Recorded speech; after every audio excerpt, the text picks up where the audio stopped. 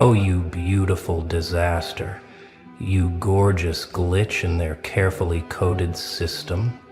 They're saying you did something impossible, aren't they? Something that shouldn't have worked. Something that required years of training, decades of preparation, entire lifetimes of dedication. But you did it on a Tuesday afternoon while eating chips and half watching Netflix. And now their entire world is collapsing like a house of cards in a hurricane. Let me paint you the picture. They're too terrified to see. While Special Forces operators were doing push-ups at 4 a.m., while chess grandmasters were studying endgame theory until their eyes bled, while Silicon Valley prodigies were burning through their 20s and 80-hour work weeks, you were what? Playing around, experimenting, just seeing what would happen if you pushed this button or pulled that lever. And then boom, you accidentally split the atom of their entire reality. They spent millions on training programs, billions on research and development, entire generations perfecting systems and protocols, Harvard MBAs, crafted strategies in war rooms with whiteboards and expensive consultants. Former Navy SEALs wrote best-selling books about discipline and mental toughness. And you were probably in your pajamas, maybe hadn't even brushed your teeth yet, just fooling around with something that caught your attention for 5 minutes. But here's the thing they'll never admit, the truth that's making them lose sleep and question everything they've ever believed in. What you did wasn't luck. It wasn't a fluke. It wasn't some cosmic accident that can be explained away with probability and statistics. No, what you did was worse. You proved that their entire framework, their whole understanding of how excellence works, was built on quicksand. See, they need you to believe in the mythology of effort. They need you to think that greatness comes from suffering, that excellence requires sacrifice, that legendary status is earned through blood, sweat, and carefully documented tears. They built entire industries around this lie. Self-help gurus, motivational speakers, life coaches, all feeding off the idea that if you just work hard enough, if you just follow the right program, you too can achieve what the masters achieve. But you just shattered their entire business model with a yawn and a stretch. You didn't wake up at 5 a.m. to meditate. You didn't have a vision board. You didn't track your macros or optimize your morning routine. You were just playing. And in that play, in that moment of pure, unfiltered curiosity, you did something that their most dedicated disciples couldn't accomplish in a lifetime. 20 years. That's how long Special Operations Forces train to develop the kind of precision, the kind of instinct, the kind of lethal effectiveness that you displayed while basically sleepwalking. They crawl through mud, jump out of planes, survive interrogation scenarios, master 17 different weapon systems. They break their bodies down and rebuild them into machine. And you probably couldn't even do 10 proper push-ups. But that's exactly why you terrify them.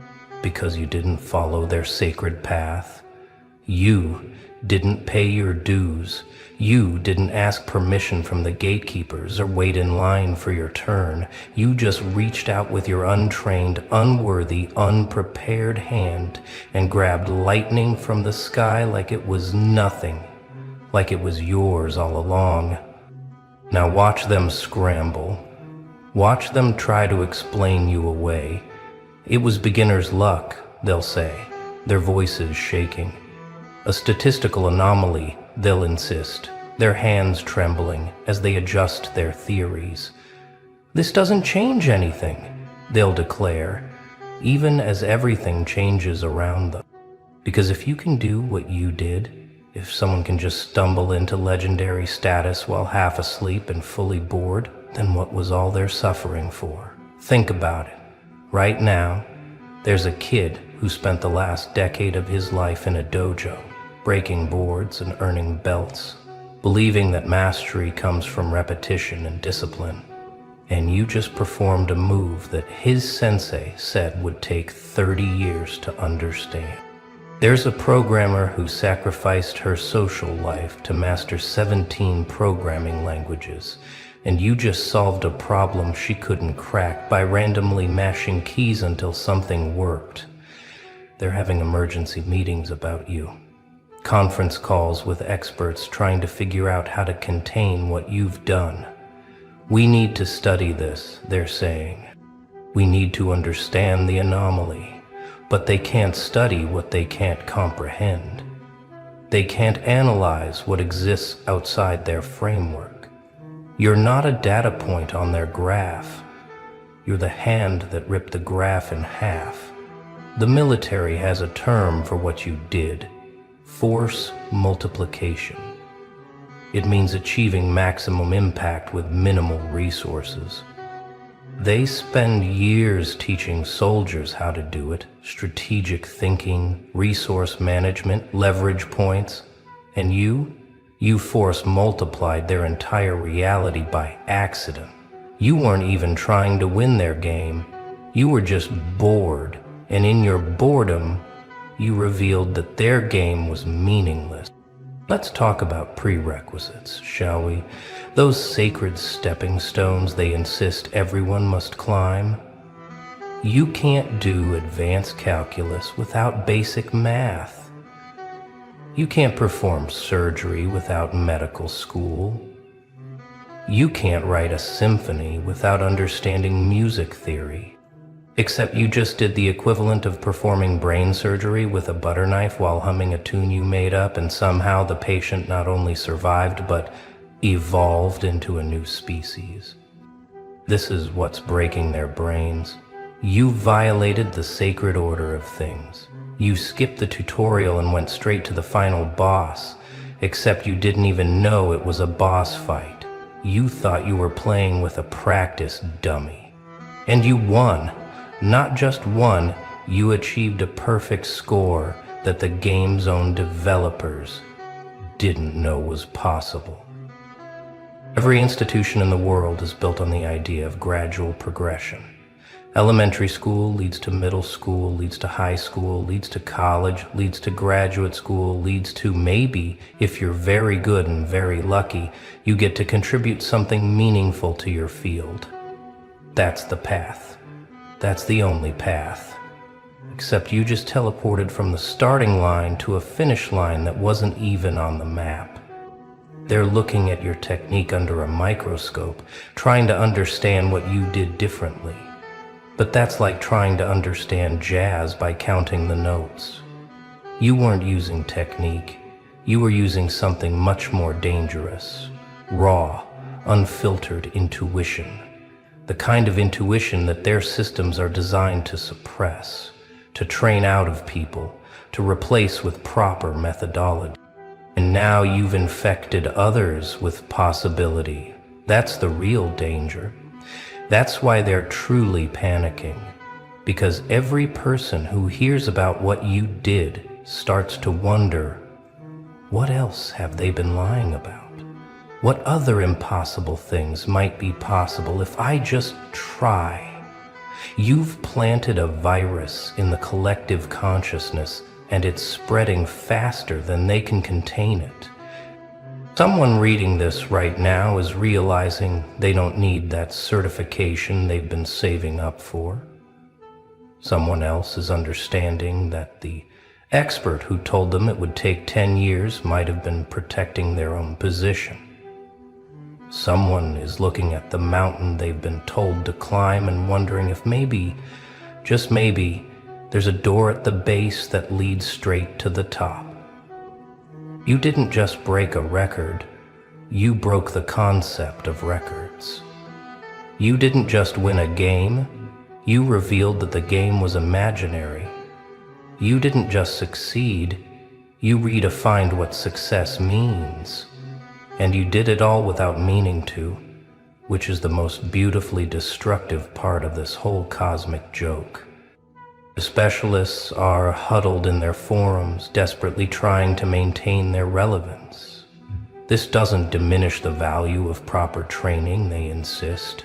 There's no substitute for experience, they proclaim. But their words sound hollow now, don't they? Like priests insisting on the power of their rituals, while someone in the back row is casually performing miracles. Let's dissect your accident for a moment, because calling it an accident is their last line of defense. If it was intentional, if you meant to do what you did, then their entire worldview collapses. But if it was an accident? Well, accidents can be dismissed. Accidents don't threaten the established order. Accidents are flukes, not features. But here's what they don't understand about your accident. It was the most honest thing that's happened in their field in decades. You approached the problem without preconceptions, without the weight of what you were supposed to do. You didn't know what was impossible, so you didn't limit yourself to what was possible. You were a child playing with blocks, and you built something that their architect said couldn't exist. This is the paradox that's frying their circuits. They spend years teaching people to think outside the box, but they do it inside a bigger box. They encourage innovation, but only within approved parameters. They celebrate mavericks, but only the ones who color inside the lines. And then you came along, and you didn't even see the lines. You weren't thinking outside the box. The special ops soldier trains to eliminate thinking, to make every action pure instinct, but their instinct is cultivated, crafted, carved out through repetition. Your instinct was wild, feral, untouched by their conditioning, and that's why it worked. Because while they were building a better mousetrap, you were busy being the mouse that learned to fly. There's an entire industrial complex built around expertise. Universities, certification bodies, professional associations, licensing boards. Trillions of dollars flow through systems designed to gatekeep knowledge, to portion it out in measured doses, to ensure that only the worthy get access to the sacred mysteries. I'm EY, and you just perform the equivalent of breaking into their vault with a bobby pin you found on the ground. They're having existential crises in boardrooms right now. If someone can do this without our training, without our certification, without our blessing, then what are we even selling? The answer, of course, is nothing. They're selling nothing wrapped in the packaging of everything. They're selling the idea that you need them, and you just proved that you don't. Think about the professor who spent 40 years becoming the world's foremost expert in their field, only to watch you solve their life's work while you were procrastinating on something else entirely. Think about the consultant charging $5,000, 0 cents an hour, for insights you generated for free while daydreaming. Think about the entire pyramid scheme of expertise and how you just revealed it's built on nothing but mutual agreement to pretend it matters. But here's the beautiful part. You didn't set out to destroy anything. Destruction requires intent, planning, purpose. You were just being yourself, following your curiosity, playing with possibilities. And that's exactly why it worked. Because revolution isn't always deliberate. Sometimes the most powerful changes come from someone who doesn't know they're not supposed to be able to change anything. So now we exist in a new reality, one where your accident has rewritten the rules. The old guards are frantically trying to patch the hole you tore in their fabric, but it's too late.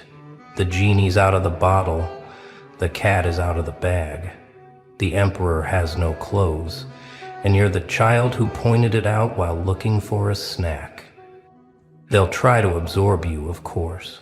They'll offer you positions, titles, honorary degrees.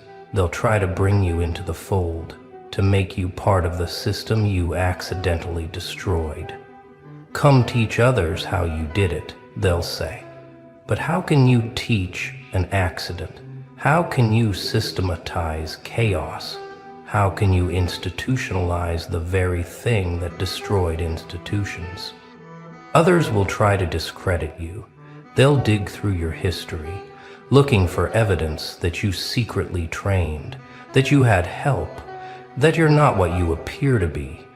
They need to find something, anything, that explains you in terms they can understand.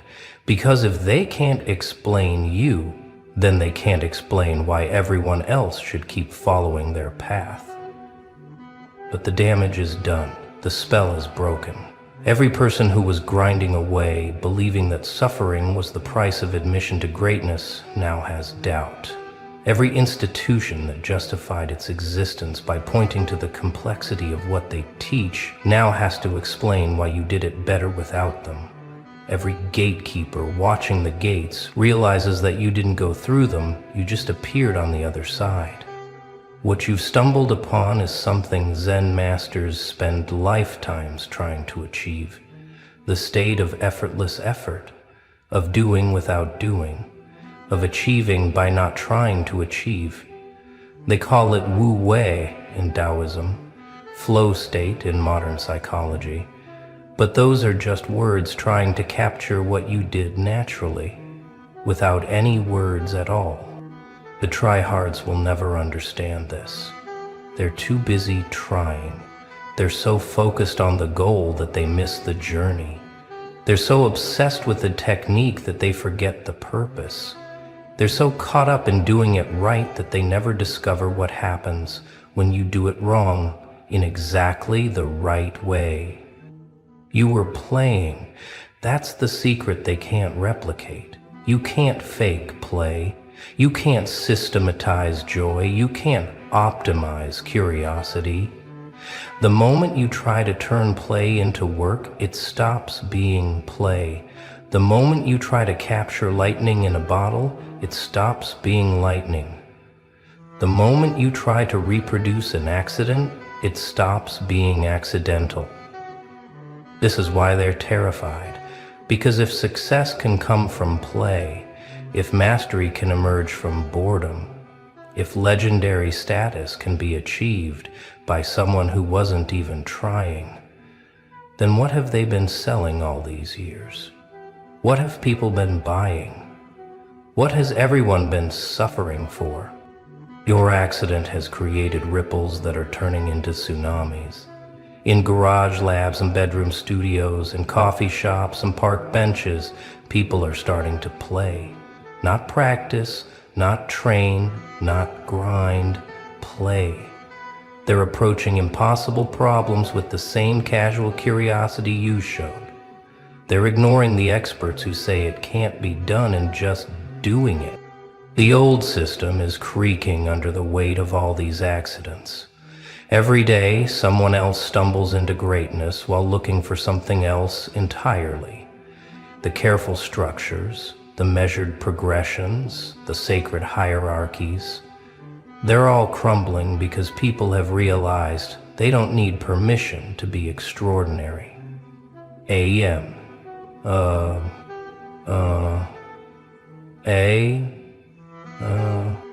Some will fail, of course. Not everyone who plays will accidentally split atoms. But that's not the point. The point is that they're trying without trying, doing without overthinking, creating without calculating. They're accessing the same raw creative force that you tapped into, the one that exists before training teaches you what's impossible. And the experts? They're splitting into two camps. The smart ones are quietly abandoning their pedestals, admitting they don't know as much as they thought they did. They're becoming students again, learning to play again, discovering that expertise might just be elaborate ignorance. The others are doubling down, building higher walls, creating more complex certifications, trying to make the barriers to entry so complicated that no one could accidentally break through again. But it's too late for barriers. You've shown everyone that the door was always open, that the walls were always imaginary, that the only thing keeping people out was the belief that they needed permission to enter. You've created a future where accidents are more valuable than plans, where play is more powerful than practice, where boredom is more creative than discipline. This is a future where the kid who doodles in class might solve climate change, where the grandmother who piddles in her garden might discover the cure for cancer, where the dropout who spends all day playing video games might accidentally create artificial consciousness. Not because they're trying to save the world, but because they're just seeing what happens when they push this button or mix these things together. The institutions will adapt or die. The smart ones are already changing, creating spaces for productive chaos, hiring people who don't fit the mold, valuing questions more than answers. The dinosaurs will extinction themselves, clinging to their frameworks, while the world evolves around them, still insisting that there's only one way to do things, while 1,000 new ways bloom in their shadows. And you're probably already bored with this whole thing. You've moved on to the next casual experiment, the next what if, the next moment of play that might accidentally reshape reality. Because that's who you are. You're not trying to be legendary, you're not trying to be anything. You're just being, and in your being you're doing things that all their trying could never accomplish.